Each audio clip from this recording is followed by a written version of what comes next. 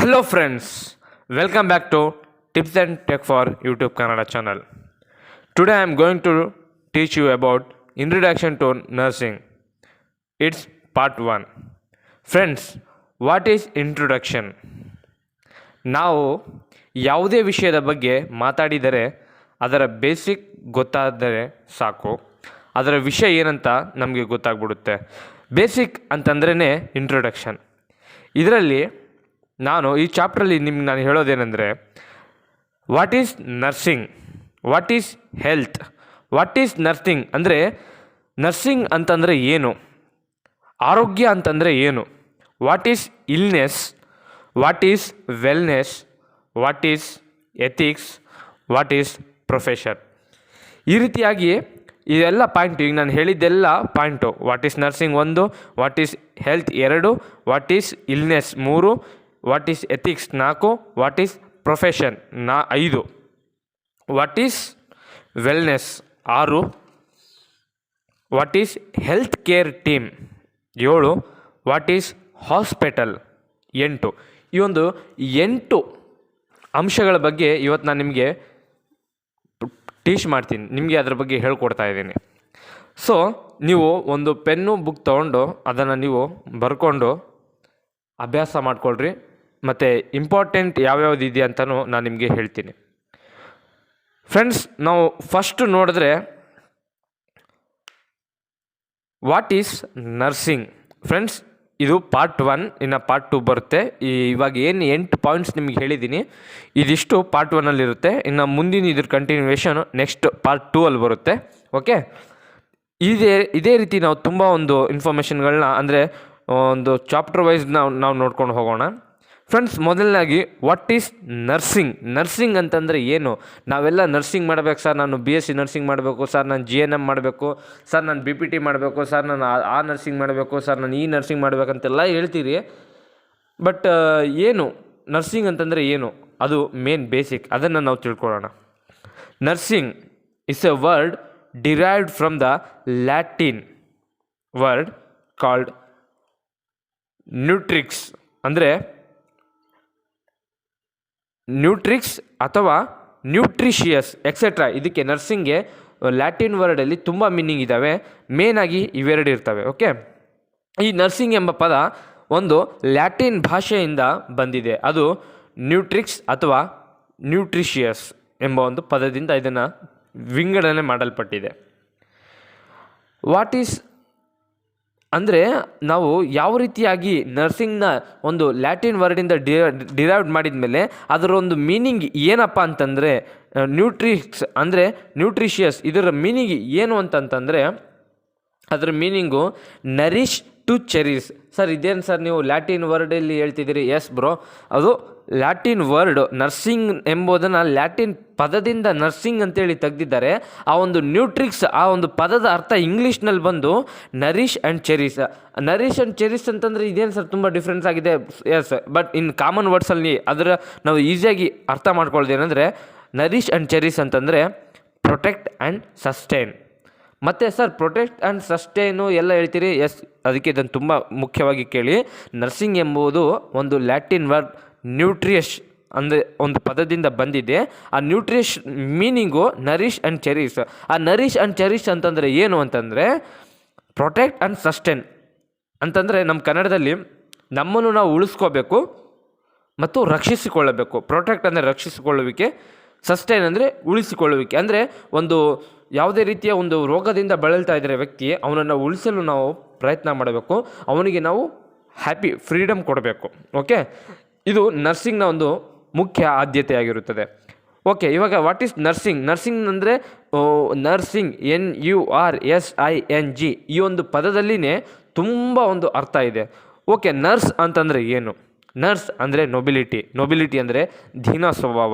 ಯಾವುದೇ ಒಂದು ಪೇಷಂಟ್ ಬಂದಾಗ ಆ ಪೇಷಂಟ್ ಮೆಡಿಕಲ್ ಆಗಿರ್ಬೋದು, ಮತ್ತು ಅವನು ಫಿಸಿಕಲ್ ಆಗಿರ್ಬೋದು ಅಥವಾ ಸ್ಪಿರಿಚುವಲ್ ಆಗಿರ್ಬೋದು, ತುಂಬ ಮೆಂಟಲಿ ಡಿಸ್ಟರ್ಬ್ ಆಗಿರ್ಬೋದು. ಆ ಪೇಷಂಟ್ಸ್ಗೆ ನೀವು ಹೇಗೆ ಬೇಕಂಗೆ ರಫಾಗಿ ಮಾತಾಡಬಾರ್ದು.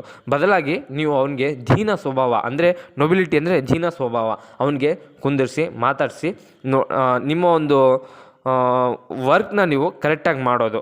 ನೊಬಿಲಿಟಿ ಅಂತಂದರೆ ಅದು. ಅಂದರೆ ಎನ್ ಅಂದರೆ ನೊಬಿಲಿಟಿ, ಯು ಅಂದರೆ ಯೂಸ್ಫುಲ್ನೆಸ್, ಆರ್ ಅಂದರೆ ರೆಸ್ಪಾನ್ಸಿಬಿಲಿಟಿ, ಎಸ್ ಅಂದರೆ ಸಿಂಪ್ಲಿಸಿಟಿ, ಇ ಅಂದರೆ ಎಫಿಷಿಯನ್ಸಿ.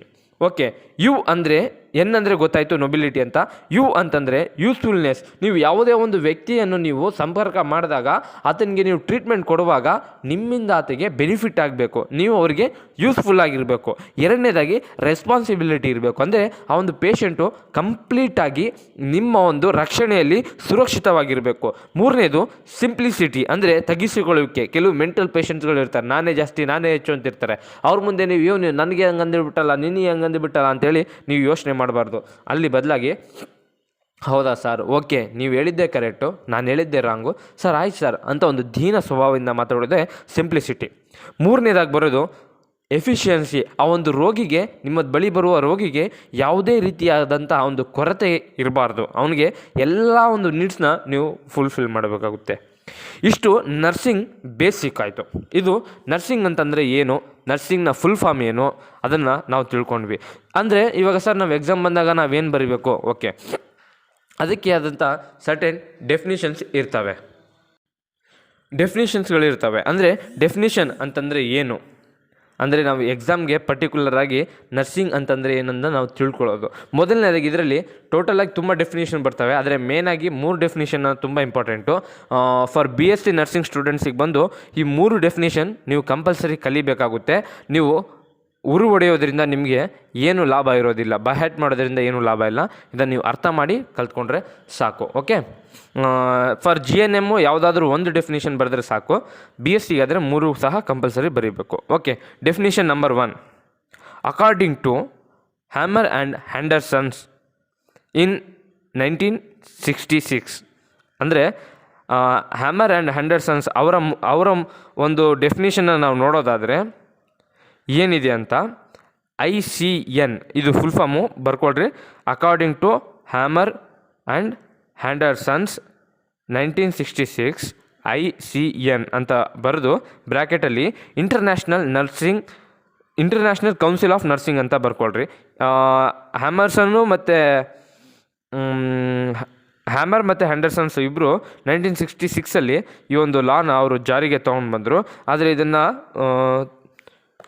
ಕರೆಕ್ಟಾಗಿ ಜಾರಿಗೆ ತಂದಿದ್ದು ಬಂದು 1973. ಓಕೆ, ಇವರ ಒಂದು ಸ್ಟೇಟ್ಮೆಂಟ್ ಪ್ರಕಾರ ನರ್ಸಿಂಗ್ ಅಂತಂದರೆ the unique function of nurse is to assist the individual sick or well in the performance of those activities contributing health, its recovery or a peaceful death that the client would perform unaided if he had necessary strength, will knowledge and to do this in such a way has to help the client to gain independence as rapidly as possible. ಇದು definition.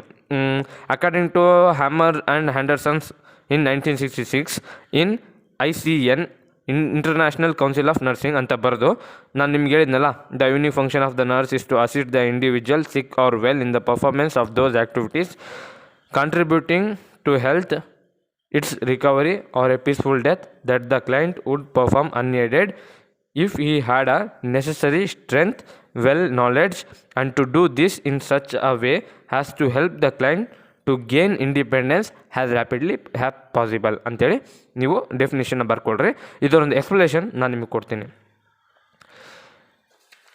The unique function of nurse is to assist the individual sick or well ಅಂತಂದರೆ ಒಬ್ಬ ನರ್ಸ್ನ ಕರ್ತವ್ಯ unique ಅಂದರೆ ಅದೇ ಕಾರ್ಯ, ಒಂದು unity ಆಗಿರೋದು. ಅಂದರೆ ಅದು ಬಿಟ್ಟರೆ ಅವ್ರಿಗೆ ಬೇರೆ ಕೆಲಸ ಇಲ್ಲ. ಆ ಕೆಲಸನೇ ಅದು. ಯಾವ ಕೆಲಸ ಅಂದರೆ assist the individual sick or well. Assist ಅಂದರೆ ಸಹಾಯ. ಯಾರಿಗೆ ಸಹಾಯ ಮಾಡಬೇಕು? ರೋಗಿಗೆ, ಅಥವಾ ಚೆನ್ನಾಗಿ ಮಾನಸಿಕವಾಗಿ ಅಥವಾ ಮೆಂಟಲಿ ಆಗಿ ಫಿಸಿಕಲಿ ಆಗಿರ್ಬೋದು, ಒಂದು ಡಿಸ್ಟರ್ಬ್ ಆಗಿರ್ಬೋದು, ಅಂಥ ಒಂದು ವ್ಯಕ್ತಿಗೆ ನೀವು ಸಹಾಯ ಮಾಡಬೇಕು. ಯಾವ ರೀತಿಯಾಗಿ ನೀವು ಪರ್ಫಾರ್ಮ್ ಮಾಡಬೇಕು, ಅವ್ರಿಗೆ ಸಹಾಯ ಮಾಡಬೇಕಂದ್ರೆ ಅವ್ರಿಗೆ ಅನಾರೋಗ್ಯ ಇದ್ದರೆ ಅವ್ರಿಗೆ ಆರೋಗ್ಯ ಕೊಡೋದರ ಮುಖಾಂತರ, ಅವರು ತುಂಬ ಬಳಲಿದ್ದರೆ ಅವರೊಂದು ಹೆಲ್ತ್ ರಿಕವರಿ ಇಲ್ಲ ಅಂದರೆ ಅವ್ರಿಗೆ ರಿಕವರಿ ಮಾಡುವುದು, ಇಲ್ಲ ಪೂರಾ ಸ್ಟೇಜ್ ಅವರು ಹೋಗೋ ಸ್ಥಿತಿಯಲ್ಲಿ ಇದ್ದಾರೆ ಅಂತಂದರೆ ಅವರು ಸಮಾಧಾನವಾಗಿ, ಲೈಕ್ ನೀವು ಕೆಲವು ಪೇಷಂಟ್ಸ್ಗಳನ್ನ ನೋಡಿರ್ತೀರಿ, ನಮ್ಮದು ಕೊನೆ ಆಸೆ ಇದೆ, ಕೊನೆ ಆಸೆ ಅದಿದೆ ಇದಿದೆ ಅಂತೇಳಿ ಹೇಳ್ತಾರೆ. ಕೆಲವರು ನರ್ಸಿಗೆ ಕರೆದು ಅವ್ರ ಹತ್ರ ನೋಡ್ರಿ ನಮ್ಮ ಆಸೆ ಹೀಗಿದೆ, ನಮ್ಮ ಒಂದು ಮೆಸೇಜ್, ನಮ್ಮ ಒಂದು ಮಾತನ್ನು ನಮ್ಮ ಕುಟುಂಬದವ್ರಿಗೆ ತಿಳಿಸ್ರಿ ಅಂತೇಳಿ ಸಹ ಪ್ರಾಣ ಬಿಡೋರು ಇರ್ತಾರೆ. ಅಂಥವ್ರಿಗೆ ನೀವು ಸಮಾಧಾನವಾಗಿ ಏನೂ ಆಗಲ್ಲ ಬಿಡ್ರಿ, ನಾವಿದ್ದೀವಿ, ನಿಮ್ಗೇನು ಆಗೋದಿಲ್ಲ ಆ ರೀತಿಯಾಗಿ ಧೈರ್ಯವನ್ನು ತುಂಬುವಂಥ ಸ್ವಭಾವ ಒಬ್ಬ ನರ್ಸ್ದಾಗಿರುತ್ತೆ. ಇಲ್ಲ ಅಂದರೆ ಆ ಕ್ಲೈಂಟು ರಿಕವರಿ ಆಗಬೇಕು ಅಂತಂದರೆ ಅವ್ರ ಜೊತೆಗೆ ಇದ್ದು ಅವ್ನಿಗೆ ಬೇಕಾಗಿರುವಂಥ ನೆಸಸರಿ ಸ್ಟ್ರೆಂತ್ ಆಗಿರ್ಬೋದು, ಒಳ್ಳೆ ತಿಳುವಳಿಕೆ ಆಗಿರ್ಬೋದು, ನಾಲೆಡ್ಜ್ ಕೊಡೋದಾಗಿರ್ಬೋದು, ಇದೆಲ್ಲ ಹೆಲ್ಪ್ ಮಾಡಬೇಕು. ಯಾಕೆ ಹೆಲ್ಪ್ ಮಾಡಬೇಕು ಅಂದರೆ ಅವನು ಮೊದಲಿನ ಥರ ಮಾಮೂಲಿ ಮನುಷ್ಯನಾಗಬೇಕು, ಎಲ್ಲದರಲ್ಲೂ ಹೆಲ್ತಿ ಆಗಿರಬೇಕು ಅನ್ನೋ ಒಂದು ಡೆಫಿನಿಷನ್ನ ಈ ಒಂದು ICN ಹೇಳುತ್ತೆ. ಹ್ಯಾಮರ್ಸ್ ಆ್ಯಂಡ್ ಹ್ಯಾಂಡರ್ಸನ್ಸ್ ಲಾ ಪ್ರಕಾರ ಈ ಡೆಫಿನಿಷನ್ ಈ ರೀತಿಯಾಗಿ ಹೇಳುತ್ತೆ. ಇದು ಒಂದೇ ಡೆಫಿನಿಷನ್. ನಿಮ್ಗೆ ಗೊತ್ತಾಯ್ತಲ್ಲ, ಒಂದು ನರ್ಸ್ ಅಸಿಸ್ಟ್ ಮಾಡಬೇಕು, ನರ್ಸ್ಗೆ ಸಹಾಯ ಮಾಡಬೇಕು, ಪೇಷಂಟ್ಸ್ಗೆ ಅವ್ರಿಗೆ ಆ್ಯಕ್ಟಿವಿಟೀಸ್ನ ರೀಗೇನ್ ಮಾಡ್ಕೋಬೇಕು, ಮತ್ತು ಅವ್ರಿಗೆ ಪೀಸ್ಫುಲ್ ಡೆತ್ ಆಗಿರ್ಬೋದು, ಅವ್ರಿಗೆ ಯಾವ ರೀತಿಯಾಗಿ ಅವ್ರ ಸ್ಟ್ರೆಂತು ನೆಸಸರಿ ಎಲ್ಲ ಬರುವಂತೆ ಅವ್ರಿಗೆ ಸಹಾಯ ಮಾಡಬೇಕು. ಇದು definition number 1. Okay, definition number 2, Florence Nightingale ಲಾ. ಇವರು ಒಂದು ಬಹಳ ಮುಖ್ಯವಾದಂಥ ವ್ಯಕ್ತಿ. ನಿಮ್ಮ ನರ್ಸಿಂಗ್ ಫೌಂಡೇಶನಲ್ಲಿ ಇವರು ಬಹಳ ಬೇಕಾಗ್ತಾರೆ ನಿಮಗೆ. ಯಾಕೆಂದರೆ ಫ್ಲೋರೆನ್ಸ್ ನೈಟ್ಯಾಂಗಲ್ ಅನ್ನೋದು ಒಬ್ಬ ವ್ಯಕ್ತಿಯ ಹೆಸರು. ಆ ವ್ಯಕ್ತಿಯನ್ನು ಇವಾಗ ಏನಂತ ಕರೀತಾರೆ ಅಂತಂದರೆ, he is the founder of nursing, modern nursing. Is the founder of modern nursing. Okay, according to him in 1820. ಓಕೆ, ನೋಟ್ಸಲ್ಲಿ ನೀವು ಬರೀಬೇಕಾದ್ರೆ ಈ ರೀತಿಯಾಗಿ ಬರೀರಿ. According to Florence Nightingale in 1820, nursing is to bring the healthy and those who are suffering from disease to a condition for a nature to act for preserving health, preventing diseases and injury and to restore health and cure disease. ನಾನು ಇವಾಗ ಹೇಳಿದ್ನಲ್ಲ, ಇದನ್ನು ನೀವು ಬೇಕಾದರೆ download ಮಾಡಿಕೊಂಡು ರಿವೈಡ್ ಮಾಡಿಕೊಂಡು ಕೇಳ್ಕೊತ ನೋಟ್ಸ್ನ cover ಮಾಡ್ಕೊಳ್ರಿ. ಇದರ ಎಕ್ಸ್ಪ್ಲನೇಷನ್ ಕೊಡ್ತೀನಿ ಈಗ. ಫ್ಲೋರೆನ್ಸ್ ಎಂಬುವನು ಒಬ್ಬ ಮಾಡರ್ನ್ ನರ್ಸಿಂಗ್ಗೆ ಪಿತಾಮಹ, ಅಂದರೆ ಅವನು ಗುರು ಇದ್ದಂಗೆ. ನಮ್ಮ ದೇಶಕ್ಕೆ ಮಹಾತ್ಮ ಗಾಂಧಿ ಹೇಗೆ ಪಿತಾಮಹನೋ ಹಾಗೆ ಈ ಒಂದು ನರ್ಸಿಂಗ್ಗೆ, ಇವನು ಮಾಡರ್ನ್ ನರ್ಸಿಂಗ್ಗೆ ಈತ ಒಬ್ಬ ಗುರು ಇದ್ದಂಗೆ. ಇವನ ಪ್ರಕಾರ ನರ್ಸಿಂಗ್ ಅಂತಂದರೆ ಒಬ್ಬ ವ್ಯಕ್ತಿಯನ್ನು ಆರೋಗ್ಯಕರವಾಗಿ ಇರೋದು, ಮತ್ತು ಯಾರೆಲ್ಲ ಕಾಯಿಲೆಯಿಂದ ಬಳಲ್ತಾ ಇರ್ತಾರೆ ಅವ್ರಿಗೆ ಒಳ್ಳೆ ಆರೋಗ್ಯವನ್ನು ಕೊಡುವುದು, ಅಥವಾ ಒಬ್ಬ ವ್ಯಕ್ತಿಗೆ ಅನಾರೋಗ್ಯ ಆಗುತ್ತೆ ಅಂತ ಮುಂಚೆನೇ ಗೊತ್ತಿದ್ದರೆ ಅವ್ರಿಗೋಸ್ಕರ ಹೆಲ್ತನ್ನು ಪ್ರಿಸರ್ವ್ ಆಗಿಡೋದು, ಮತ್ತು ಆರೋಗ್ಯಕರ ವ್ಯಕ್ತಿಯನ್ನು ಅನಾರೋಗ್ಯವಾಗಿ ಬಿಡಬಾರ್ದು. ಅಂದರೆ ಒಬ್ಬ ವ್ಯಕ್ತಿಗೆ ಡಿಸೀಸ್ ಬರ್ತಾಯಿದೆ ಅಂದರೆ ಅದು ಬರದೇ ಇರೋ ಥರ ಪ್ರಿವೆಂಟ್ ಮಾಡೋದು, ಮತ್ತು ಗಾಯಗಳಾಗಿರ್ಬೋದು, ಅವನು ಯಾವುದೇ ರೀತಿ ಹೆಲ್ತ್ ಇಶ್ಯೂಸ್ ಇದ್ದರೆ ಅದನ್ನು ರಿಕವರ್ ಮಾಡುವುದೇ ನರ್ಸಿಂಗ್ ಅಂಥೇಳಿ ಫ್ಲೋರೆನ್ಸ್ ನೈಟ್ಯಾಂಗಲ್ ಪ್ರಕಾರ ಇದನ್ನು ಹೇಳಿದ್ದಾರೆ. ಓಕೆ, ಇದು ಸೊ ಸಿಂಪಲ್ ಇದೆ. ಥರ್ಡ್ ಡೆಫಿನಿಷನ್ ಫಾರ್ ನರ್ಸಿಂಗ್ ಯಾವುದಂತಂದರೆ ANA ಅಂದರೆ ಏನು? American Nurses Association. ಅಂದರೆ ಇದೊಂದು ಫೌಂಡೇಶನ್ ಇದ್ದಂಗೆ ಏನು ಮಾತು ಅಂದರೆ ಎಲ್ಲರೂ ಸೇರಿ ಒಂದು ಅಸೋಸಿಯೇಷನ್ ಮಾಡೋದು. ಅವ್ರ ಪ್ರಕಾರ, ಅಮೇರಿಕದವ್ರ ಪ್ರಕಾರ ಇದು ಏನು ಅಂತಂದರೆ, ಇದು ಜಾರಿಗೆ ಬಂದಿದ್ದು 1973ರಲ್ಲಿ. ಇವ್ರ ಪ್ರಕಾರ ನರ್ಸಿಂಗ್ ಅಂದರೆ ಏನೆಂದರೆ, ನರ್ಸಿಂಗ್ ಈಸ್ ಡಿಫೈನ್ಡ್ ಹ್ಯಾಸ್, ಈ ರೀತಿಯಾಗಿ ನೋಟ್ಸ್ ಬರೀರಿ. ನರ್ಸಿಂಗ್ ಈ ರೀತಿಯಾಗಿ ನಾನು ಇವಾಗ ಹೇಳ್ತೀನಿ. ಅಕಾರ್ಡಿಂಗ್ ಟು ANA ಬ್ರ್ಯಾಕೆಟಲ್ಲಿ ಅಮೇರಿಕನ್ ನರ್ಸಸ್ ಅಸೋಸಿಯೇಷನ್ ಇನ್ 1973 ಅಂತ ಬರೆದು, nursing is defined as a direct service, goal directed and adaptable to the needs of individual, family and community during health and illness. ಅಂದರೆ ಈ ಒಂದು ಅಮೇರಿಕನ್ ನರ್ಸಸ್ ಅವ್ರ ಪ್ರಕಾರ nursing ಅಂತಂದರೆ ಒಬ್ಬ ವ್ಯಕ್ತಿ ಅಥವಾ ಒಬ್ಬ ವ್ಯಕ್ತಿ ಆಗಿರ್ಬೋದು, ಒಂದು ಕುಟುಂಬ ಆಗಿರ್ಬೋದು, ಒಂದು ಸಮುದಾಯ ಆಗಿರ್ಬೋದು, ಇವರು ಅನಾರೋಗ್ಯದಿಂದಾಗಿರಲಿ ಅಥವಾ ಆರೋಗ್ಯದಿಂದಾಗಿರಲಿ ಅಥವಾ ಯಾವುದೇ ರೀತಿಯಾದ ತೊಂದರೆಗಳಿಂದ ಬಳಲ್ತಾ ಇದ್ದರೆ ಅವ್ರಿಗೆ ಒಂದು ಅಡಾಪ್ಟೇಬಲ್ ಮಾಡಿಕೊಂಡು, ಅವ್ರನ್ನ ಅಡಾಪ್ಟ್ ಮಾಡಿಕೊಂಡು, ಅಂದರೆ ಅವ್ರಿಗೆ ಸ್ಪೆಷಲಾಗಿ ಅವರಿಗೆ ಕೇರ್ ಕೊಟ್ಟು ಅವ್ರಿಗೆ ಕ್ಯೂರ್ ಮಾಡೋದೇ ಇವರ ಒಂದು ಕಾನ್ಸೆಪ್ಟು. ಆಗ ಮಾಡಿದರೆ ಮಾತ್ರ ಅದು ನರ್ಸಿಂಗ್ ಅಂತೇಳಿ ಇವ್ರ ಪ್ರಕಾರ ಅದು ಡೆಫಿನಿಷನ್ ಬಂದಿದೆ. ಇದಿಷ್ಟು ನಾವು ನರ್ಸಿಂಗ್ ಬೇಸಿಕ್ ಕಲ್ತ್ಕೊಂಡ್ವಿ. ನರ್ಸಿಂಗ್ ಡೆಫಿನಿಷನ್ನ 3 ಡೆಫಿನಿಷನ್ಗಳನ್ನ ತಿಳ್ಕೊಂಡ್ವಿ. ಫ್ರೆಂಡ್ಸ್, ನಾನು ಫಸ್ಟ್ ಒಂದು ಹೇಳಿದ್ನಲ್ಲ, ಅದು ಭಾಳ ಇಂಪಾರ್ಟೆಂಟು, ನೋಟ್ ಡೌನ್ ಮಾಡ್ಕೊಳ್ರಿ. ಓಕೆ, ಇದು ಎಕ್ಸಾಮಿಗೆ ಬರೋ ಚಾನ್ಸಸ್ ಇದೆ. ಇದು ನರ್ಸ್ ಬಗ್ಗೆ. ಓಕೆ, ಈಗ ನಾವು ನೆಕ್ಸ್ಟ್ ಹೋಗೋದಾದರೆ, ವಾಟ್ ಈಸ್ ನರ್ಸಿಂಗ್ ಮುಗೀತು, ವಾಟ್ ಈಸ್ ಹೆಲ್ತ್, ಆರೋಗ್ಯ ಅಂದರೆ ಏನು? ಕೆಲವರು ನೋಡೋದಕ್ಕೆ ಮೇಲ್ಗಡೆ ತುಂಬ ಕಳಕಳಿಯಿಂದ ಇರ್ತಾರೆ, ತುಂಬ ಆರೋಗ್ಯಕರವಾಗಿ, ಸರ್ ನಾನು ಆರೋಗ್ಯವಾಗಿದ್ದೀನಿ ಸರ್, ನನಗೆ ಯಾವುದೇ ಡಿಸೀಸ್ ಇಲ್ಲ ಅಂತ ಹೇಳ್ತಾರೆ. ಬಟ್ ಹಾರ್ಟ್ ಮೇಲೆ ಕೈ ಇಟ್ಕೊಂಡು ಹೇಳಿದ್ರೆ ಯಾರಿಗೂ ಆ ರೀತಿ ಇರೋದಿಲ್ಲ. ಒಂದಲ್ಲ ಒಂದು ಸಣ್ಣ ಸಣ್ಣ ಮಿನಿ ಪಾಯಿಂಟಲ್ಲಿ ಸಹ ಅವರು ಇಲ್ನೆಸ್ಸಲ್ಲಿರ್ತಾರೆ. ಓಕೆ, ಸರ್ ವಾಟ್ ಈಸ್ ಆರೋಗ್ಯ ಅಂದರೆ, ಆರೋಗ್ಯ ಅಂದರೆ ಏನು ಸರ್? ಸರ್ ನನಗೆ ಅರ್ಥ ಆಗ್ತಿಲ್ಲ ಸರ್, ಆರೋಗ್ಯ ಅಂದರೆ ಏನು? ಸರ್ ನಾನು ಚೆನ್ನಾಗಿದ್ದೀನಿ ಸರ್, ನನಗೆ ಕಿಡ್ನಿ ಫೇಲ್ಯೂರ್ ಇಲ್ಲ, ನನಗೆ ಜಾಂಡೀಸ್ ಇಲ್ಲ, ನನಗೇನೂ ಇಲ್ಲ ಸರ್, ನಾನು ಚೆನ್ನಾಗಿದ್ದೀನಿ, 3 ಹೊತ್ತು ಊಟ ಮಾಡ್ತಾಯಿದ್ದೀನಿ. ನೋ ಬ್ರದರ್, ಆರೋಗ್ಯ ಅಂತಂದರೆ ಅದಲ್ಲ. ಬರ್ಕೊಳ್ರಿ, ಹೆಲ್ತ್ ಅಂತ ಬರೆದು ಹೆಡ್ಲೈನು ಕೆಳಗಡೆ, it is a state of complete physical, mental, social and spiritual well being and not merely absence of disease. ನೋಡಿ, ಅರ್ಥ ಆಗುತ್ತಾ ನಿಮ್ಗೇನಾದರೂ? ಇಲ್ಲಲ್ಲ, ಹೇಳ್ತೀನಿ ನೋಡ್ರಿ. ಒಬ್ಬ ಮನುಷ್ಯ ತಾನು ತಿನ್ನೋ ಊಟದಿಂದಾಗಲಿ ಆರೋಗ್ಯವಾಗಿ ಇರೋದಕ್ಕಾಗೋಲ್ಲ, ತಾನು ಯೋಚನೆ ಮಾಡೋ ಯೋಚನೆಯಿಂದನೂ ಆರೋಗ್ಯವಾಗಿ ಇದಾನ ಇಲ್ಲ ಅಂತ ಹೇಳ್ಬೋದು. ಕೆಲವರಿಗೆ ಏನಾದರೂ ಒಂದು ಸಣ್ಣ ಇದು ಮಾಡಿದರೆ ಸಡನ್ನಾಗಿ ಸಿಟ್ಟು ಬರೋದು, ಸಡನ್ನಾಗಿ ಬೇಜಾರಾಗೋದು, ಒಂಥರ ಚಂಚಲವಾಗಿ ಆಡೋದು, ಇವೆಲ್ಲ ಎಲ್ಲ ಮನುಷ್ಯರಲ್ಲಿ ಸರ್ವೇ ಸಾಮಾನ್ಯ ಇರುತ್ತೆ. ಇದು ಯಾವುದು ಇಲ್ಲದೆ ಇರ್ತಾನಲ್ಲ ಅವನೇ ನಿಜವಾದ ಆರೋಗ್ಯ. ನಿನಗೆ 3 ಹೊತ್ತು ಊಟ ಮಾಡ್ಬೋದು, 3 ಹೊತ್ತು ಚೆನ್ನಾಗಿರ್ಬೋದು, ನೀನು ಆಸ್ಪತ್ರೆಗೆ ಹೋಗದೆ ಇರ್ಬೋದು, ಬಟ್ ಯಾರಾದರೂ ಒಂದು ಮಾತಿಗೆ ಸಡನ್ನಾಗಿ ಸಿಟ್ಟಾಗೋದು, ಯಾರಾದರೂ ತಮಾಷೆಗೆ ಒಂದು ಮಾತು ಹೇಳಿದ್ರೆ ಸಡನ್ನಾಗಿ ಬೇಜಾರಾಗ್ಬಿಡೋದು, ಇದೆಲ್ಲ ಅದರ ಗುಣಲಕ್ಷಣಗಳು ಆಗಿರುತ್ತೆ. ಓಕೆ,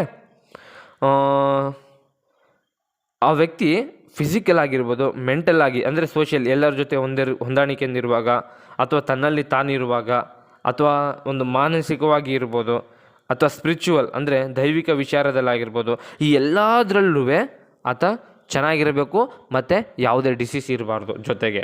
ಓಕೆ, ಹಾಗಿದ್ರೆ ಮಾತ್ರ ಒಬ್ಬ ವ್ಯಕ್ತಿ ಆರೋಗ್ಯವಾಗಿ ಇದ್ದಾನೆ ಅಂತ ಹೇಳೋಕ್ಕೆ ಸಾಧ್ಯ. ಇದು ಬಂದು ಹೆಲ್ತ್ ಆಯಿತು. ಅಂದರೆ ಇಲ್ನೆಸ್, ಅನಾರೋಗ್ಯ ಅಂದರೆ ಏನು ಸರ್? ಸರ್ ಆರೋಗ್ಯ ಹೇಳಿದ್ರಿ, ಅನಾರೋಗ್ಯ ಅಂದರೆ ಏನು? ಎಸ್, ಅನಾರೋಗ್ಯ ಅಂದರೆ ಬರ್ಕೊಳ್ರಿ, ಹೆಡ್ಡಿಂಗು ಇಲ್ನೆಸ್ ಅಂತ ಸೈಡ್ ಹೆಡ್ಡಿಂಗ್ ಬರೆದು ಕೆಳಗಡೆ, it is a state which involve ಇಂಪೇರ್ interaction with others such as family members, pears and ಇಂಪೇರ್ physiological functioning of the body. ಅಂದರೆ ಇಷ್ಟು ಬರೀರಿ, ಅಂದರೆ ನಮ್ಮೊಂದು ದೇಹದಲ್ಲಿ ಯಾವುದೋ ಒಂದು ಫಿಸಿಯಾಲಜಿಕಲ್ ಅಂಗಗಳಾಗಿರ್ಬೋದು, ಏನಾದರೂ ಆಗಿರ್ಬೋದು, ಅದು ಸರಿಯಾಗಿ ಹೊಂದಾಣಿಕೆ ಆಗದೆ ಇರೋದು, ಅಥವಾ ಏನೋ ಸಂಕಟ, ಸರ್ ನನಗೆ ಹೊಟ್ಟೆಲಿ ತುಂಬ ಸಂಕಟ ಆಗ್ತಾಯಿದೆ ಸರ್, ಏನೋ ಸರ್ ಅವ್ರು ಹಂಗೆ ಅಂದ್ಬಿಟ್ರು ಸರ್, ನನಗೆ ಭಾಳ ಬೇಜಾರಾಯ್ತು ಸರ್, ನನಗೆ ಏನೋ ಒಂಥರ ಆಗ್ತಾಯಿದೆ, ನನ್ನ ಇಂಪೇರ್ಡ್ ಇಂಟ್ರಾಕ್ಷನ್, ನಾನು ಅವ್ರ ಜೊತೆ ಸಂವಾದ ಮಾಡೋಕ್ಕಾಗ್ತಾಯಿಲ್ಲ, ನನಗೆ ಅವ್ರಂದ್ರೇ ನನಗೆ ಆಗಲ್ಲ ಸರ್, ಒಂಥರ ಆಗ್ತಾಯಿದೆ ಸರ್, ನನಗೆ ಬಾಡಿ ಪೇನ್ಸ್ ಬರ್ತವೆ, ಆ ರೀತಿ ಎಲ್ಲ ಹೇಳ್ತಿರಲ್ಲ, ಅದು ಫ್ಯಾಮಿಲಿ ಮೆಂಬರ್ಸ್ ಆಗಿರ್ಬೋದು, ಹೊರಗಡೆ ಆಗಿರ್ಬೋದು, ಬಾಡಿಯಲ್ಲಿ ಫಂಕ್ಷನ್ಸ್ ಏರುಪೇರು ಆಗೋದು, ಇದನ್ನು ಇಲ್ನೆಸ್ ಅಂತ ಕರಿತೀವಿ. ಸರ್ ಮತ್ತು ವೆಲ್ನೆಸ್ ಅಂದರೆ ಏನು? ವೆಲ್ನೆಸ್ ಅಂತಂದರೆ ಬರ್ಕೊಳ್ರಿ, ವೆಲ್ನೆಸ್ ಅಂತ side reading, it is A subjective perception of ability, harmony and vitality. ಅಂದರೆ ಈ ಒಂದು ಸಬ್ಜೆಕ್ಟಿವ್ ಪರ್ಸೆಪ್ಷನ್ ಅಂದರೆ ಆ ಸಂದರ್ಭಕ್ಕೆ ನಿಮ್ಮ ಒಂದು ಹಾರ್ಮೋನಿ ಅಂತಂದರೆ, ಎಬಿಲಿಟಿ ಅಂದರೆ ನಿಮ್ಮ ಒಂದು ಶಕ್ತಿ, ಅಂದರೆ ಎಬಿಲಿಟಿ ಅಂತಂದರೆ ಏನು ಹೇಳ್ಬೋದು ಅಂದರೆ, ಇವಾಗ ನೋಡಿರಿ ಕರೋನಾ ಸೀಸನ್ ಬಂದಿದೆ, ಇದು ಕರೋನಾ ಸೀಸನ್ ಅಂತ ಹೇಳ್ಬೋದು, ಸದ್ಯಕ್ಕೆ ಹೋಗ್ತಾ ಇದೆ ಅಂತೆ, ಅದು ಎಷ್ಟರ ಮಟ್ಟಿಗೆ ಸತ್ಯ ಎಷ್ಟರ ಮಟ್ಟಿಗೆ ಸುಳ್ಳು ಅದ್ರ ಬಗ್ಗೆ ನಾನಂತೂ ಚರ್ಚೆ ಮಾಡೋಕ್ಕೆ ಹೋಗಲ್ಲ. ಅಂದರೆ ಹ್ಯುಮಿನಿಟಿ ಪವರ್, ಎಬಿಲಿಟಿ ಅಂದರೆ ನಿಮಗೆ ನಿರೋಧಕ ಶಕ್ತಿ ಎಷ್ಟಿದೆ ಅದೊಂದು, ನಿಮಗೆ ಹೆಚ್ಚು ನಿರೋಧಕ ಶಕ್ತಿ ಇರಬೇಕು. ಹಾರ್ಮೋನಿ ಅಂದರೆ ಉತ್ಸುಕತೆ, ಅಂದರೆ ನೀವೆಷ್ಟು ಉತ್ಸಾಹದಿಂದ ಇರ್ತೀರಿ ಅದು ಇಂಪಾರ್ಟೆಂಟ್ ಆಗುತ್ತೆ. ಮತ್ತು ನೀವು ಯಾವ ರೀತಿ, ವೈಟಾಲಿಟಿ ಅಂದರೆ ನೀವು ಯಾವ ರೀತಿಯಾಗಿ ಪರ್ಫಾರ್ಮ್ ಮಾಡ್ತೀರಿ ಅದ್ರ ಮೇಲೆ ಡಿಪೆಂಡ್ ಆಗಿರುತ್ತೆ. ನಿಮ್ಮ ಪರ್ಫಾರ್ಮೆನ್ಸು, ನಿಮ್ಮ ಎಬಿಲಿಟಿ, ನಿಮ್ಮ ಉತ್ಸುಕತೆ, ನಿಮ್ಮ ಒಂದು ಇನ್ಸ್ಪಿರೇಷನ್ ಇರ್ತಿರಲ್ಲ, ಇದು 3 ಮೇಲೆ ನಿಮ್ಮ ಒಂದು ವೆಲ್ನೆಸ್ ಡಿಪೆಂಡ್ ಆಗಿರುತ್ತೆ. ಇದು wellness. Okay, so friends, illness ಆಯಿತು, ವೆಲ್ನೆಸ್ ಆಯಿತು, ಹೆಲ್ತ್ ಆಯಿತು. ಇನ್ನು ಏನು sir? Okay, health care team ಇದೆ. ಹೆಲ್ತ್ ಕೇರ್ ಟೀಮ್, ನೀವು ಹೊರಗಡೆ ಎಲ್ಲಿ ಹೋದ್ರೂ ಸಹ ನಿಮಗೆ ನೋಡ್ತೀರಿ ಹೆಲ್ತ್ ಕೇರ್ ಟೀಮ್ ಅಂತ ಒಂದು ಟೀಮೇ ಇರುತ್ತೆ. ಯಾವಾಗಲೂ ಯಾರಿಗಾದ್ರೂ ಏನನ್ನಾದ್ರೂ ಸಡನ್ನಾಗಿ ಬರೋದೇ ಮೊದಲು ಹೆಲ್ತ್ ಕೇರ್ ಟೀಮ್. ಒಂದು ಹೆಲ್ತ್ ಕೇರ್ ಟೀಮಲ್ಲಿ ಯಾರ್ಯಾರು ಬರ್ತಾರೆ ನೀವು ಒಂದು ಸ್ವಲ್ಪ ಯೋಚನೆ ಮಾಡಿ. ಬಟ್ ನೀವು ನಾನು ನೇರವಾಗಿಲ್ಲ, ಇದ್ದಿದ್ರೆ ಕ್ವಶನ್ ಕೇಳ್ತಿದ್ದೆ. ಬಟ್ ಓಕೆ, ಹೆಲ್ತ್ ಕೇರ್ ಟೀಮಲ್ಲಿ ಯಾರ್ಯಾರು ಬರ್ತಾರೆ? ಕ್ಲೀನರ್ಸ್ ರೀ ಮೇನ್ ಬರೋದು. ಒಂದು ಹಾಸ್ಪಿಟಲ್ನ ರೋಗ ಮುಕ್ತವಾಗಿ ಇಡಬೇಕಂದ್ರೆ ಹೆಲ್ತ್ ಕೇರ್ ಟೀಮಲ್ಲಿ ಮೊದಲು ಬರೋದೇ ಕ್ಲೀನರ್ಸ್. ಕಸ ಹೊಡೆಯೋರಾಗಿರ್ಬೋದು, ಬಂಡೆ ಒರೆಸೋರಾಗಿರ್ಬೋದು, ಈ ರೀತಿ ಸಣ್ಣ ಪುಟ್ಟ ಕೆಲಸ ಮಾಡಿ ಹಾಸ್ಪಿಟಲ್ನ ನೀಟಾಗಿ ಅರೇಂಜ್ ಮಾಡಿ ಯಾವುದೇ ರೀತಿಯಾದಂಥ ಒಂದು ಡಿಸ್ಟರ್ಬೆನ್ಸ್ ಇಲ್ಲದೆ ನೀಟಾಗಿ ಮೇಂಟೈನ್ ಮಾಡ್ತಾರೆ ನೋಡ್ರಿ. ಅವರು ಈ ಒಂದು ಹೆಲ್ತ್ ಕೇರ್ ಟೀಮಲ್ಲಿ ಮೇನ್ ರೋಲ್ನ ಇಟ್ಟಿರ್ತಾರೆ. ಓಕೆ, ಬರ್ಕೊಳ್ರಿ ಸೈಡಿಗೆ ಹೆಡ್ಡಿಂಗು ಹೆಲ್ತ್ ಕೇರ್ ಟೀಮ್ ಅಂತ ಬರ್ಕೊಂಡು ಬರೀರಿ. Consist of group of people who coordinate their particular skill in order to assist a patient or his family. ಅಂದರೆ ಒಂದು ಗ್ರೂಪ್ ಆಫ್ ಮೆಂಬರ್ಸ್ ಇರ್ತಾರೆ. ಅದರಲ್ಲಿ ಒಂದು ಡಾಕ್ಟ್ರ್, ಇವಾಗ ನೋಡ್ರಿ ನಾನು ಕಸ ಬಳಿಯೋನಾಗಿದ್ದರೆ ನಮ್ಮ ಡಾಕ್ಟ್ರ್ ಇರ್ತಾರೆ. ಡಾಕ್ಟ್ರಿಗೆ ಯಾವ ರೀತಿಯಾಗಿ ನಾನು ಸಹಾಯ ಮಾಡಬಲ್ಲೆ? ಒಂದು ಕ್ಲಿನಿಕ್ನ ಚೆನ್ನಾಗಿ ನೀಟಾಗಿ ಇಟ್ಕೊಳ್ಳೋದ್ರ ಮುಖಾಂತರ, ಅಥವಾ ಪೇಷಂಟ್ಸ್ನ 1 by 1 ಬಿಡೋದ್ರ ಮುಖಾಂತರ, ಅವರು ಯಾವ ಸ್ಪೆಷಲಿಸ್ಟ್ ಇರ್ತಾರೆ ಅದಕ್ಕೆ ಹೆಲ್ಪ್ ಮಾಡೋದಾಗಿರ್ಬೋದು. ಈ ರೀತಿಯಾಗಿ ಎಲ್ಲ ಒಂದು ಕೆಲಸನ ನರ್ಸಸ್ಗಳು ಮಾಡ್ತಾರೆ. ಅವರು ಒಂದು ಕೇರ್ ಟೀಮ್ ಇರುತ್ತೆ, ಕೇರ್ ಟೇಕರ್ ಟೀಮ್ ಇರುತ್ತೆ. ಆ ಒಂದು ಅಸಿಸ್ಟ್ ಅಂದರೆ ಯಾರ್ಯಾರು ಸಹಾಯ ಮಾಡ್ತಾರೆ ಅವರಿಗೆಲ್ಲ ಪೇಷಂಟ್ಸ್ಗಳಿಗೆ ಸಹಾಯ ಮಾಡಿಕೊಡೋದು. ಅಂದರೆ ಆ ಒಂದು ಟೀಮಲ್ಲಿ ಯಾವೊಂದು ಭಾಗಕ್ಕೆ ಸಂಬಂಧಪಟ್ಟಿರ್ತಾರೆ ಅವರಿಗೆ ಹೆಲ್ಪ್ ಮಾಡಿಕೊಡೋದು ಒಂದು ವರ್ಕ್ ಕೇರ್ ಟೀಮ್. ಅದು ಅಂದರೆ ವರ್ಕ್ ಅಂದರೆ ಹೆಲ್ತ್ ವರ್ಕ್ ಕೇರ್ ಟೀಮ್ ಅಂದರೆ ಹೆಲ್ತ್ ಕೇರ್ ಟೀಮ್ ಅಂದರೆ ಅವ್ರಿಗೆ ಆರೋಗ್ಯವನ್ನು ಒಂದು ಟೀಮ್ ಮುಖಾಂತರ ಪಡೆಯೋದನ್ನೇ ಹೆಲ್ತ್ ಕೇರ್ ಟೀಮ್ ಅಂತ ಹೇಳ್ತಾರೆ. ಓಕೆ, ಹೆಲ್ತ್ ಕೇರ್ ಟೀಮ್ ಆಯಿತು. ನೆಕ್ಸ್ಟ್ ಬರ್ಕೊಡ್ರಿ ಸೈಡ್ ಹೆಡ್ಡಿಂಗ್ ಹಾಸ್ಪಿಟಲ್ ಅಂದರೆ ಏನು ಸರ್?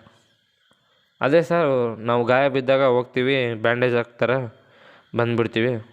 ಅದೇ ಸರ್, ನಮಗೆ ಜ್ವರ ಬಂದಿತ್ತು, ಹೋದ್ವಿ, ಒಂದು ಸೂಜಿ ಚುಚ್ಚಿದ್ರು, ಒಂದು ಮಾತ್ರೆ ತೊಗೊಂಡ್ವಿ, ಬಂದ್ವಿ. ಅದೇ ಸರ್, ಅಡ್ಮಿಟ್ ಮಾಡಿದ್ವಿ ಸರ್, ಬಂದಿದ್ವಿ, ಎಮರ್ಜೆನ್ಸಿ ಕೇಸು, ಎಮರ್ಜೆನ್ಸಿ ವಾರ್ಡ್ ICUಗೆ ಹಾಕಿದ್ರು, 3 ತಿಂಗಳಿದ್ವಿ ಸರ್, ಕರೋನಾ ಸರ್, ಭಾಳ ಕಷ್ಟ ಸರ್, ನೋಡೋಕ್ಕಾಗಲಿಲ್ಲ ಸರ್. ಹೌದು ರೀ, ಹಾಸ್ಪಿಟ್ಲ್ ಅಂದರೆ ಅದೇ ನೀವು ಹೇಳೋ ಮುಖಾಂತರ. ಹಾಸ್ಪಿಟಲ್ ಅಂತಂದರೆ ಏನಂತ ನಿಮಗೆ ನಾನು ಇಲ್ಲಿ ನೋಟ್ಸ್ ಬರ್ಸ್ಬೇಕಾದ್ರೆ ಅರ್ಥ ಆಗ್ಬಿಡುತ್ತೆ. ಸೈಡ್ ಹೆಡ್ಡಿಂಗ್ ಹಾಸ್ಪಿಟಲ್ ಅಂತ ಬರ್ಕೊಳ್ರಿ.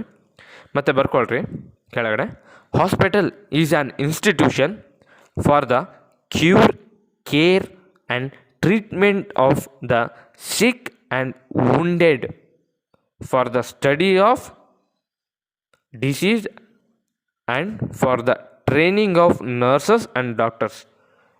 ನೀವು ಹಾಸ್ಪಿಟಲ್ ಅಂದರೆ ಬರೀ ಇಂಜೆಕ್ಷನ್ ಹಾಕೋದು, ಸೂಜಿ ಹಾಕೋದು ಅಷ್ಟೇ ಅಲ್ಲ, ಅದನ್ನು ಕೇರ್ ಮಾಡೋದಾಗಿರ್ಬೋದು, ಅದನ್ನು ಹಾಸ್ಪಿಟಲಲ್ಲೇ ಮಾಡಬೇಕು. ಇನ್ನೊಂದು ಏನಂತಂದರೆ ಹಾಸ್ಪಿಟಲು ಬರೀ ಕ್ಯೂರ್, ಕೇರ್, ಟ್ರೀಟ್ಮೆಂಟಿಗೆ ಮಾತ್ರ ಉಪಯೋಗ ಮಾಡೋದಿಲ್ಲ. ಇದನ್ನು ಒಂದು ನರ್ಸ್ಗೆ ಟ್ರೈನಿಂಗ್ ಕೊಡಬೇಕಂದ್ರು, ಅಂದರೆ ಎಜುಕೇಷನ್ ಪರ್ಪಸ್ ಆಗಿ ಸಹ ಆಸ್ಪತ್ರೆನ ಯೂಸ್ ಮಾಡ್ತಾರೆ. ಡಾಕ್ಟರ್ಸ್ಗೆ ಟ್ರೈನಿಂಗ್ ಕೊಡೋದಕ್ಕೆ ಸಹ ಇದನ್ನು ಉಪಯೋಗ ಮಾಡ್ತಾರೆ. ಇದು ಹಾಸ್ಪಿಟಲ್ ಡೆಫಿನೇಷನ್. ಇವೆಲ್ಲ ಸ್ಮಾಲ್ ಡೆಫಿನೇಷನ್ಸು ಗ್ರೂಪಲ್ಲಿ ನಿಮಗೆ ಆಗಲೇ ಇದ್ರ ಬಗ್ಗೆ ನೋಟ್ಸ್ ಎಲ್ಲ ಸಿಕ್ಕಿದೆ.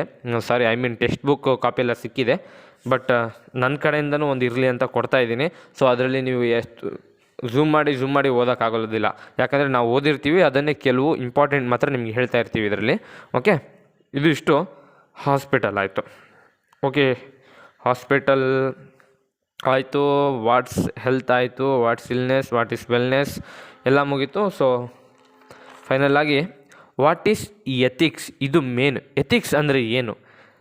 What is the meaning in Kannada? Ethics ಅಂದರೆ ತತ್ವ. ಕೆಲವರು ವ್ಯಕ್ತಿಗಳು ಹೇಳ್ತಿರ್ತಾರೆ, ನನ್ನ ಒಂದು ಎಥಿಕ್ಸಲ್ಲಿ ಈ ರೀತಿಯಾದ ನಿರ್ಣಯ ಇಲ್ಲಪ್ಪ, ಅಂದರೆ ನನ್ನ ಒಂದು ತತ್ವದಲ್ಲಿ ಈ ಒಂದು ಅಂಶ ಇಲ್ಲ, ನಾನು ರೂಢಿ, ನಾನು ಇದೇ ಕೆಲಸ ಮಾಡಬೇಕಂತೇಳಿ ನಾನು ತತ್ವ ಇಟ್ಕೊಂಡಿದ್ದೀನಿ, ನಾನು ರೂಢಿ ಬಿದ್ದುಬಿಟ್ಟಿದ್ದೀನಿ ಅಂತ ಹೇಳೋದು. ಅಂದರೆ ಎಥಿಕ್ಸ್ ಅಂದರೆ ಒಂದು ತತ್ವ. ಆ ಒಂದು ತತ್ವ ಅಂದರೆ ನರ್ಸಿಂಗ್ನ ತತ್ವ ಏನಂತಂದರೆ, it is the study of philosophical ideas of right and wrong behaviour. ಅಂದರೆ ಇದು ಒಂದು ಫಿಲಾಸಫಿಕಲ್ ಐಡಿಯಾಸ್, ಅಂದರೆ ಯಾವುದೇ ರೀತಿಯಾದಂಥ ಒಂದು ಆಲೋಚನೆಗಳಿದ್ರೂ ಅದರ ಕುರುಹುಗಳನ್ನು ಅರಿಯೋದು, ಅಂದರೆ ಅದು ಒಳ್ಳೆಯದ ಕೆಟ್ಟದ ಅಂಥೇಳಿ ನಾವು ತಿಳ್ಕೊಳ್ಳೋದೇ ಈ ಒಂದು ಎಥಿಕ್ಸ್ ಆಗಿರುತ್ತೆ. ಒಂದು ಪೇಷಂಟು ನೋಡಿದ ತಕ್ಷಣ ಆತನ ಗುಣಗಳೇನು ಅಂತೇಳಿ ನಾವು ತಿಳ್ಕೊಬೇಕು, ಆ ವ್ಯಕ್ತಿ ಹತ್ರ ನಾವು ಹೇಗೆ ಮಾತಾಡಬೇಕು ಎಂಬುದನ್ನು ನಾವು ತಿಳ್ಕೊಬೇಕು. ಹೋಗಬೇಕು, ಹೆಸರು ಕೇಳಬೇಕು, ಏನಾಗಿದೆ, ಯಾರ ಹತ್ರ ಹೋಗಿದ್ರಿ, ಯಾವ ಡಾಕ್ಟ್ರ್ ನೋಡಿದರು, ನಿಮ್ಗೆ ಎಲ್ಲಿಗೆ ಹೋಗಿ ಕೇಳಿದ್ದಾರೆ, ಏನಾದರೂ ಸ್ಲಿಪ್ ಕೊಟ್ಟಿದ್ದಾರಾ, ಚೀಟಿ ಕೊಟ್ಟಿದ್ದಾರಾ, ನಾನು ನಿಮ್ಗೆ ಯಾವ ರೀತಿಯಾಗಿ ಹೆಲ್ಪ್ ಮಾಡಲಿ ಅನ್ನೋದು ನರ್ಸಿಂಗ್ನ ಒಂದು ಬೇಸಿಕ್ ಆಗಿರುತ್ತೆ.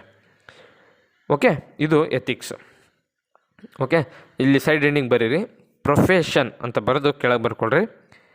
It is an occupation with ethical components devoted for the promotion of human and social welfare. Profession ಅಂದರೆ ಏನು? ವೃತ್ತಿ. ಇದು ಒಂದು ವೃತ್ತಿ.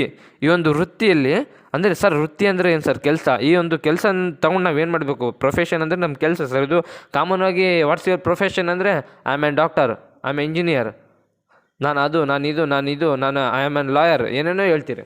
ಬಟ್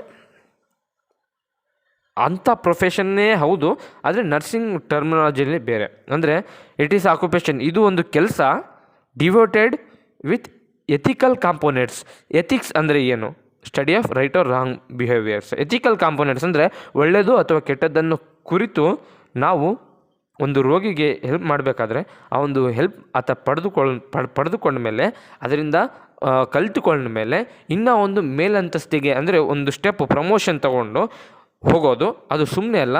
ಅದು ಸಹ ಒಂದು ಮನುಷ್ಯ ಮತ್ತು ಮಾನವರ ವೆಲ್ಫೇರ್ ಅಭಿವೃದ್ಧಿಗಾಗಿ ಒಂದು ಪ್ರಮೋಷನ್ನ ತಗೊಳ್ಳೋದು, ಇದನ್ನು ಎಥಿಕ್ಸ್ ಅಂಥೇಳಿ ಹೇಳ್ತಾರೆ. ಓಕೆ ಫ್ರೆಂಡ್ಸ್, ಇದಿಷ್ಟು ಇವತ್ತು ನಾನು ಏನೇನು ಹೇಳಬೇಕಂತ ಅಂದ್ಕೊಂಡಿದ್ನೋ ಅದೆಲ್ಲವನ್ನು ನಾನು ಹೇಳಿದ್ದೀನಿ.